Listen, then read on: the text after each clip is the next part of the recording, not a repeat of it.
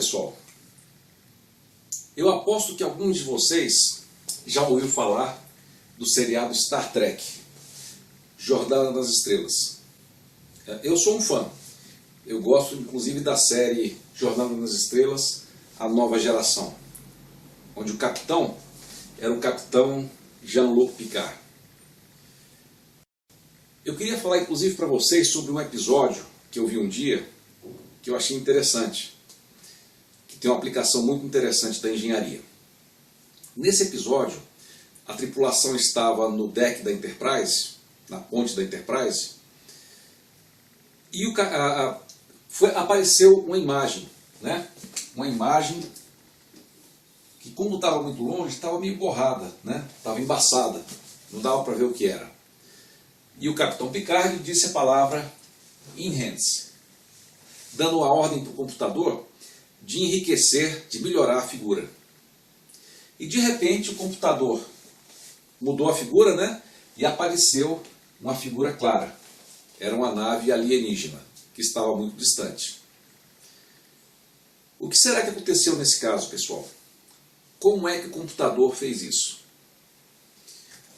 Bom, eu não sei se vocês sabem, né? Pode até parecer meio estranho, mas na verdade a imagem de computador é como se fosse uma matriz.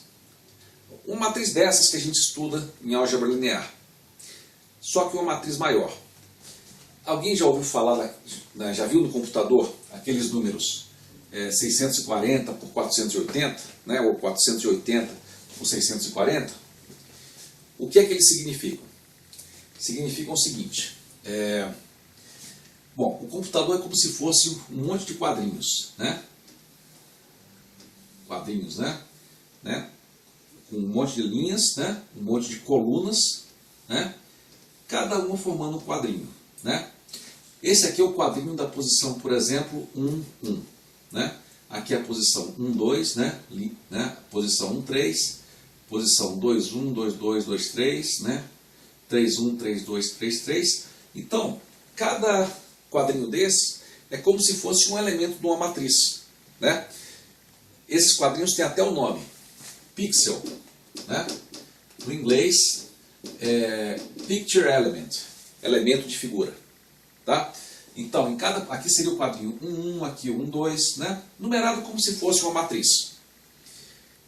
E cada quadrinho desses tem um tom de cinza, né? Eu vou falar agora sobre a imagem preto e branco, que é mais simples.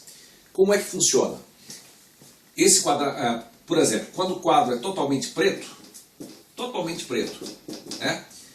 Ele tem um valor 0, né? E vamos supor que o número seja um número de 0 a 255. Então 0 seria totalmente preto e 255, que é um valor muito usado, né? Seria o totalmente branco. Tá? E no meio seria um tom de cinza, né? Por exemplo, 50 seria o quê? Um cinza, não é isso? Cinza claro ou cinza escuro? Bom, está mais perto do preto, seria um cinza escuro, né? O 100 seria um pouco mais claro. O 240 seria um cinza quase preto, né? Um cinza escuro quase preto. Então, esse número aqui representaria o tom de preto, o tom de cinza, né? Tá? A cores é mais complicado. Na verdade, você precisa guardar 3 cores diferentes para cada elemento da matriz. Mas o preto e branco é assim, né? É só um número, e esse número representa um tom de cinza, né? E aí você pode representar essa figura por uma matriz, né? Então, se esse primeiro elemento, o 1, 1, tiver o valor 0, né? Então esse ponto aqui vai ser totalmente preto. Se esse segundo elemento da matriz tiver o valor 255, né? Seria o segundo, ou esse elemento da matriz 255, aqui seria totalmente branco. Se esse aqui tivesse 50, seria um cinza escuro. Se aqui tivesse 200, né? Seria mais um cinza claro. Tá? E é meio difícil de acreditar, mas quando você forma pontinhos de cinza, com tons diferentes, né? Aqui no caso seria quantas linhas e quantas colunas. No caso mais conhecido, né? 480, né? linhas e 640 colunas. É esse o 480 por 640 que vocês veem no computador. Tá? Então, esses pontos organizados desse jeito, né, e representados por essa matriz, por incrível que pareça, formam uma figura. Né? Se tirasse uma foto preto e branco minha e representasse assim na tela, né, ela teria uma matriz associada a ela, né, e teria basicamente a mesma aparência que vocês estão vendo aqui na câmera. Ok? Mas vamos continuar a falar sobre o nosso episódio do Jornada nas Estrelas. Né? O que aconteceu aqui, como é que o computador fez essa coisa de enriquecer a imagem? Bom, pessoal, o que acontece? Imagens de computador, como vocês viram, são uma matriz. Uma matriz bem grande, né? De 480 linhas por 640 colunas. Vamos inclusive chamar essa matriz aqui, que seria a imagem real, de matriz de imagem, né? Bom, não vamos usar aí, porque aí em álgebra linear a gente usa para matriz identidade, né? Vamos chamar de como é que a gente chama? Vamos chamar de R, imagem real. Então olhem só, aqui nós temos a matriz R, que é a imagem real. Tudo bem? Bom, pessoal, mas quando você tem uma imagem, né? Quando você tem uma imagem, por exemplo, né, lá da nave alienígena, né? Quando você tem a imagem da nave alienígena, você tira uma foto dessa nave, né? E ela passa por uma lente e que é registrado por um sensor aqui no final. Mas o que acontece, pessoal, é que a lente sempre distorce a foto do objeto que ela tira. Qualquer lente distorce. Se for uma lente ideal e um sensor absolutamente ideal, ela também distorce. Tá? Vocês não sabem disso ainda, mas só o fato da luz passar aqui por um cone que tem uma abertura que não é infinita, só o fato dela ser limitada e não vir de todos os lados, né, já distorce a imagem. Tá? Só por esse fato. Mais tarde vocês vão estudar as equações da luz, né, as equações do eletromagnetismo, e alguns de vocês vão constatar esse fato, né, que há uma distorção. Essa distorção é uma distorção de borramento, né, em inglês smearing, né, que é borramento. Né? Se você tiver um desenho desses, né, vai ser como se você borrasse, né, ele aparecia meio borrado, né, meio, né, como se você botasse um óculos, como se você tivesse miopia, né, você vê o objeto borrado. Tá? É claro que uma câmera boa borra pouco e uma câmera ruim borra muito. Tá? No caso da Enterprise, como uma câmera do século 23, deve ser uma câmera perfeita, né? Então deve ter tão pouca distorção quanto possível. Mas o que eu queria dizer, pessoal, é que essa câmera sempre distorce essa imagem aqui. E o mais incrível é que você pode modelar essa distorção da câmera como se fosse uma multiplicação de matrizes. Tá? A matriz seria como se fosse, em engenharia a gente tem um nome até para isso, função de transferência, mas vamos chamar de função da câmera. Tá? Então, aqui seria o que seria a imagem real. Tá? Mas o que a câmera mede, na verdade, é essa imagem real multiplicado por essa matriz, né? Matriz de distorção ou de borramento da câmera. Né? E aí sim você obteria, né? Você obteria a imagem que você mede mesmo. Né? Vamos chamar de essa nova matriz aqui, que seria uma versão borrada, né? Ou distorcida da imagem real. Vamos chamar de imagem medida. Né? Então, quando você tira uma foto, na verdade, você quer essa matriz aqui. Mas o que você obtém de fato registrado é essa aqui. Ok? E aí eu me pergunto, pessoal, olha só, poxa, eu não obtive a imagem real. Tá? Mas eu vi que essa imagem real é descrita com muita precisão matemática por uma multiplicação de matrizes. Então, essa matriz aqui, é como se essa matriz aqui fizesse algo com R. Né? Isso aqui vai gerar uma versão um pouco distorcida do R. Tá? E o que causou isso foi a multiplicação de matriz. Então eu pergunto, será que eu consigo criar uma matriz em que eu faça alguma coisa com essa aqui e eu desfaça o que a matriz A fez para a matriz R? O que é que vocês acham? Né? Será que eu consigo? E eu consigo, eu vou mostrar. Tá? Um jeito é o seguinte, ó, eu multiplico com uma outra matriz. E essa matriz aqui vai ser a matriz que desfaz o que A fez. Tá? E essa matriz, a ela eu dou o nome de matriz inversa. Tá? E a representação dela é A elevado a menos 1. Tá? Então, se por exemplo, o A for os números A minúsculo, B minúsculo, C minúsculo, D minúsculo, né? Será que o A menos 1 seria o quê? Né?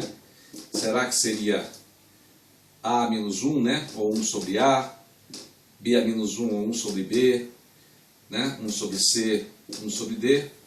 Será que é isso? Não, não. O A menos 1 aqui não é 1 sobre A, não é o recíproco. Tá? Na verdade, o A sobre 1 é só uma notação dizendo, olha, o A menos 1 vai ser uma matriz que desfaz o que A fez. Né? O A menos 1 é o que se chama de matriz inversa. E não é formada pelos recíprocos de A. É uma coisa mais complicada. Tudo bem, pessoal? Então a ideia é que quando eu multiplicar o A menos 1 pelo que está aqui, tá? Eu vou cancelar o efeito do A, de forma que eu vou ter só o R. Ok? Tudo bem, pessoal?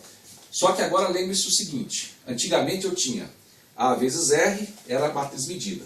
Né? E aí eu vou fazer o seguinte, eu vou multiplicar desse lado por A menos 1, e como eu tinha uma igualdade aqui, eu vou multiplicar desse lado também por A menos 1. Tá? E aí eu mantive a igualdade. Tudo bem, pessoal?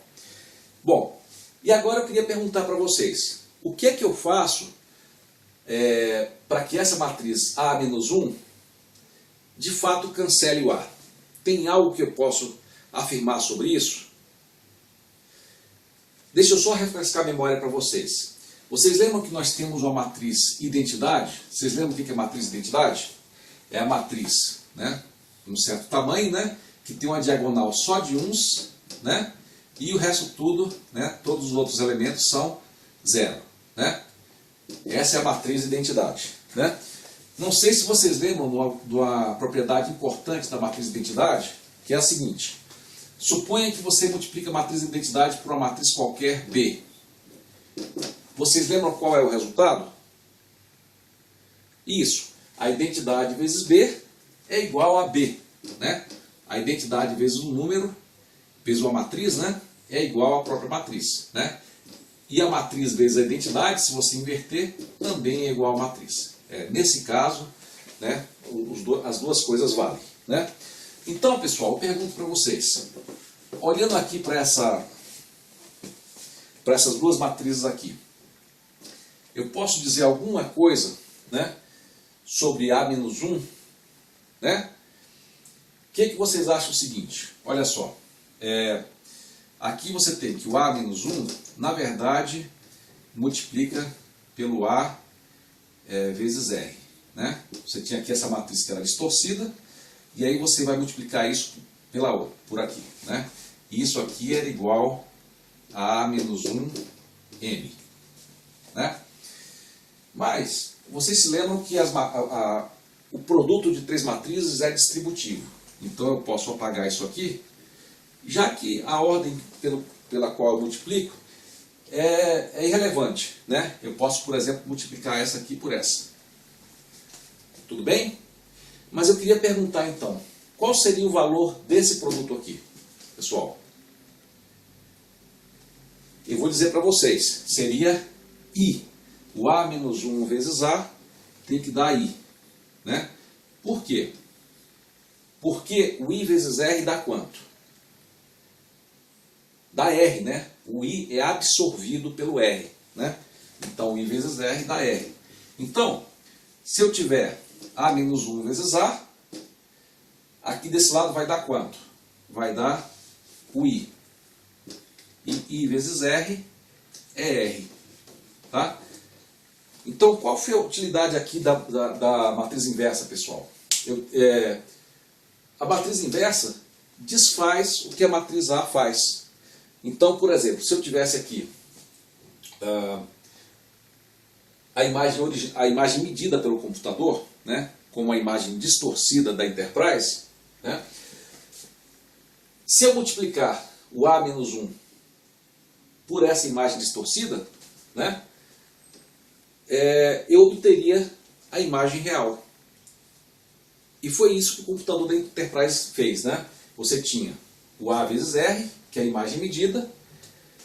Certamente o computador já tinha na memória a matriz de distorção da câmera da Enterprise, né? E multiplicou essa medida, essa imagem medida, pelo inverso da matriz de distorção da câmera da Enterprise, obtendo a versão real da imagem, ou pelo menos uma versão mais próxima da real. Ok? Inclusive, pessoal, isso não é uma coisa que vocês devem ter visto só no Jornal nas Estrelas. Isso também aparece em outros episódios, como CSI, né, e outras séries. Né? Vocês não lembram? Né? Você tem uma foto borrada de alguma coisa que aconteceu, e aí o técnico passa o dia inteiro tentando melhorar a qualidade da foto. Vocês se lembram disso? Acho que sim, né? Vocês devem ter visto isso. Mas aí eu pergunto, na Enterprise, assim que o capitão falou, enhance, né, enriqueça, o computador já deu o resultado. Né? Enquanto no CSI, a pessoa levou muito tempo fazendo. Por que tem essa diferença? O que vocês acham? Bom, uma coisa é que o computador da Enterprise é do século 22, né? Certamente é mais rápido. Mas, além disso, é muito provável que a memória do computador já tenha gravado, né? Alguém já fez experimentos ou fez cálculos e já mostrou qual é a matriz de distorção. Então, ela já estava armazenada no computador da Enterprise. Já no caso do CSI, a imagem veio de uma webcam, né? Que talvez não seja uma câmera, provavelmente não é uma câmera assim, de muita qualidade. Tá? E o técnico que fez a análise não sabia qual é a matriz da câmera. Tá? Então, é um processo mais difícil, porque ele primeiro tem que descobrir qual é a matriz de distorção da câmera. Né? E para isso tem técnicas, né? Mas é mais sofisticado. Né? Você tem que chutar uma matriz, ver o que deu, depois melhorar, ver o que deu. E tem um algoritmo que permite você ir procurando qual era a função original da câmera. Tá?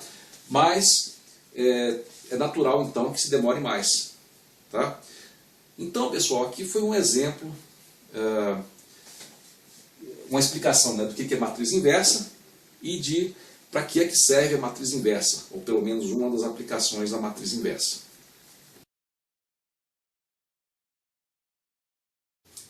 Pessoal, mas nós temos outras aplicações de matrizes inversas, várias outras. Vou dar só mais um exemplo.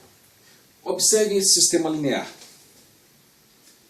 Na verdade, é comum a gente escrever esse sistema como se fosse isso aqui fosse a matriz A, né? Vezes essa matriz coluna, ou vetor, né? Matriz coluna ou vetor X, vou colocar aqui, né, o vetorzinho para dizer que é um vetor, né? É igual a esse número da direita, que é o vetor B. Ok? Tudo bem? É comum isso aí. Já conhecemos um método para fazer isso, né? Eliminação de Gauss. Mas tem outros. Um deles, sabe qual é? Achar a matriz inversa de A. Se eu tiver a matriz inversa de A, será que eu consigo resolver isso aqui sem a eliminação? O que vocês acham? Vamos ver. Eu quero isolar o x, né? E eu vou fazer isso multiplicando dos dois lados por uma mesma matriz. Qual seria essa matriz? A menos 1, né? A menos 1 aqui, A menos 1 aqui, né? Essa aqui vai dar quanto? Vai dar a identidade, e a identidade vezes x é x. Então eu eliminei aqui o A, né? Então eu fiquei com x igual a matriz inversa A menos 1 vezes o vetor B. Também vai me dar uma solução. A mesma solução que a eliminação de Gauss. Tá? Alguns programas, inclusive, permitem fazer isso muito facilmente. O programa MATLAB, por exemplo. Ok? Mas será que isso aqui é útil? Será que é melhor resolver desse jeito? O que vocês acham? É melhor fazer isso do que fazer a eliminação de Gauss? Bom, a eliminação de Gauss, você já conhece mais ou menos as fórmulas para o esforço computacional, né? Nós já deduzimos. E aqui você teria que inverter a matriz e depois fazer essa multiplicação aqui. O que é melhor? A eliminação de Gauss é melhor, em geral. Ela dá menos trabalho. Tá? Entretanto, se você tiver um problema em que você já teve que fazer a inversão, né, por algum outro motivo, por alguma outra aplicação, aí essa fórmula aqui já se torna melhor, porque você só tem que fazer uma multiplicação de matrizes. Ok? Então, matrizes inversas aparecem o tempo todo na álgebra linear. E agora nós vamos aprofundar no estudo, né, de como fazer essa inversão.